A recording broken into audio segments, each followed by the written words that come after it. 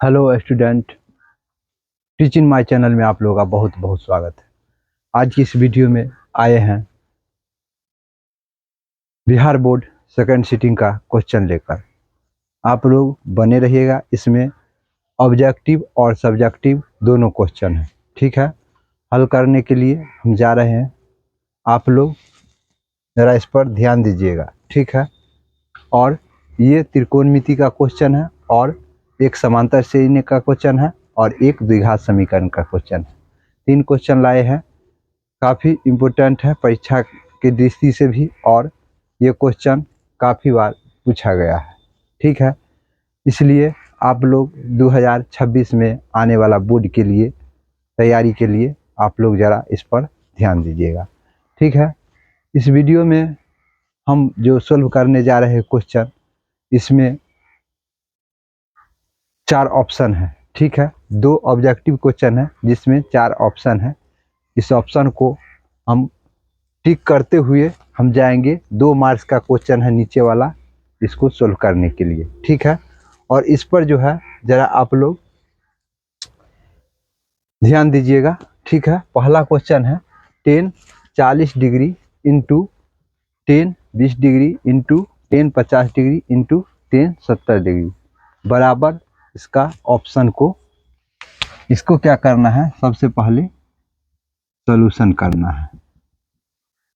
ठीक है, इसमें 10 40 degree into 10 20 degree into 10 50 degree into 10 70 degree है।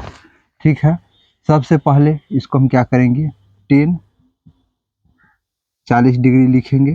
ठीक है, उसके बाद इसमें 10 50 डिग्री लिखेंगे। ठीक है, उसके बाद फिर लिखेंगे 10 20 डिग्री इंटू 10 70 डिग्री। ठीक है, और इसमें क्या करना है, 10 90 डिग्री, ठीक है, और 40 है तो यहाँ पर 50 घटाएंगे।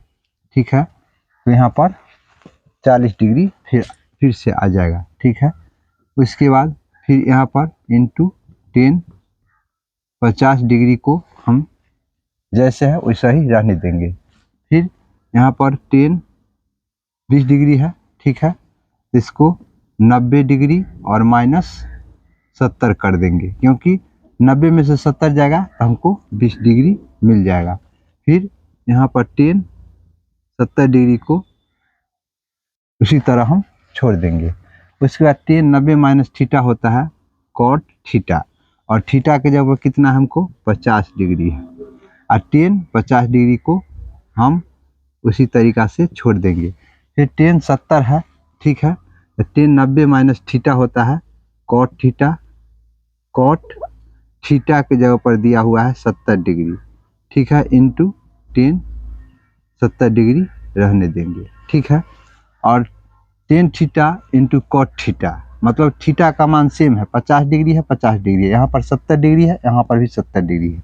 तो कॉट 50 और 10 50 मिल करके 10 थीटा इंटू कॉट थीटा बराबर 1 होता है, तो इसका 1 लिखेंगे, और गुने फिर कॉट थीटा इंटू 10 थीटा, मतलब थीटा का मान बराबर रहे तो इसका मान 1 होगा, काहे कि 10 थीटा इंटू कॉट थीटा बराबर 1 होता है, फिर कॉट थीटा इंटू 10 थीटा बराबर 1 होता है, और 1 को 1 से गुना करेंगे तो हमको 1 आएगा, जो कि ऑप्शन बी में देखने को मिल रहा है। ठीक है, तो इसका आंसर बी हो जाएगा। ठीक है, ये ऑब्जेक्टिव क्वेश्चन था, हमने सोल्व कर दिए। ठीक है, और ये क्वेश्चन सोल्व करने के बाद फिर 49 नंबर जो क्वेश्चन है, ठीक है, ये समांतर श्रेणी। ठीक है, समांतर श्रेणी लिखा हुआ 3 3 plus root 2 3 plus 2 root 2 3 plus 3 root 2 का सर्व अंतर है। मतलब इसमें सर्व अंतर निकालने के लिए सबसे पहले हम क्या करेंगे, यहाँ पर d बराबर लिखते हैं a2 माइनस a1, इसका सूत्र आता है, ये d1 निकाले हैं। ठीक है, तो d1 निकालने के लिए हम क्या करेंगे, a2 में से a1 के घटा देंगे, तो इसका सर्वांतर को हम d मानते हैं। ठीक है, तो a2 का मान हमको है 3 प्लस रूट 2। ठीक है, और माइनस कर देना है हमको, क्योंकि सूत्र में माइनस है, माइनस कर देना है इसमें 3, क्योंकि इसमें जो है इसको a मानते हैं और इसको a2 मानते हैं।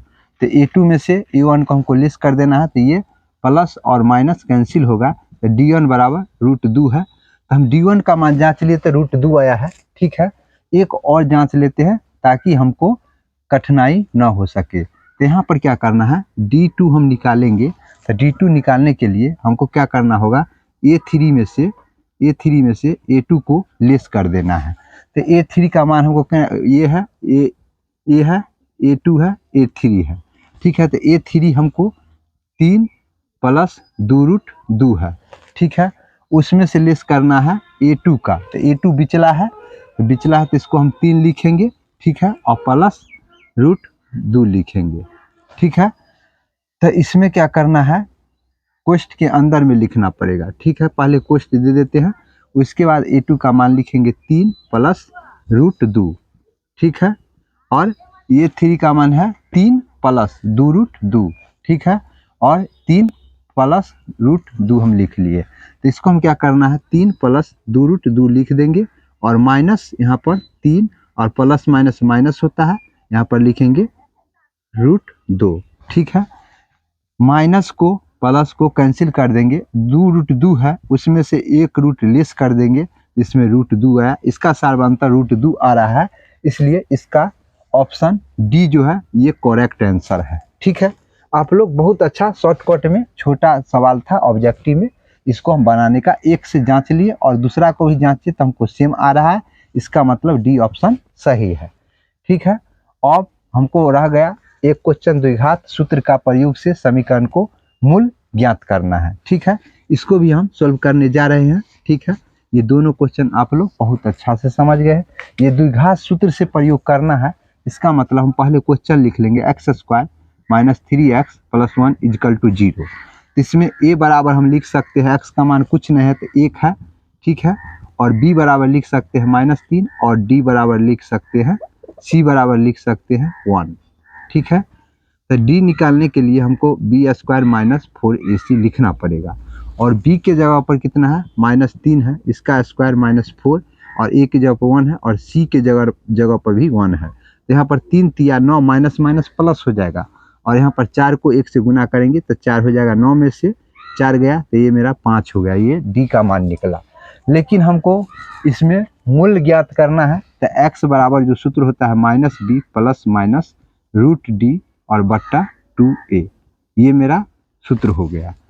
x बराबर फिर लिखेंगे -b का स्थान पर, b के स्थान पर -3 है तो यहाँ पर -3 बैठाएंगे, प्लस माइनस ये द्विघात सूत्र से के प्रयोग से हम बना रहे हैं, और d के स्थान पर जो हमको मान आया है विवेचक का √5, यहाँ पर रूट लगाना है d के स्थान पर, तो √5 हो जाएगा, 2 और a के स्थान पर कितना है, 1 है।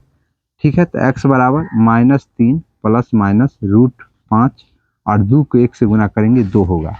x का मान हमको 2 आया है, जो कि x बराबर हम लिख सकते हैं -3 + √5 बट्टा 2, कॉमा फिर लिख सकते हैं -3 और -√5 और बट्टा 2। ठीक है, ये मेरा आंसर हो गया। आंसर 2 हो गया, एक प्लस में हो गया, ये दोनों माइनस लगा हुआ है, लेकिन एक प्लस में बीच में है और एक माइनस में है, इसमें 2 प्लस माइनस लिखा हुआ है, इसलिए ये क्वेश्चन इसी तरीका से सॉल्व होगा। आप लोग बहुत अच्छा से समझ गए होंगे। ठीक है, अगला वीडियो भी लाएंगे, आप लोग बने रहिएगा। इस वीडियो को ज़्यादा से ज़्यादा शेयर कर दीजिएगा। ठीक है, जय हिंद, जय भारत।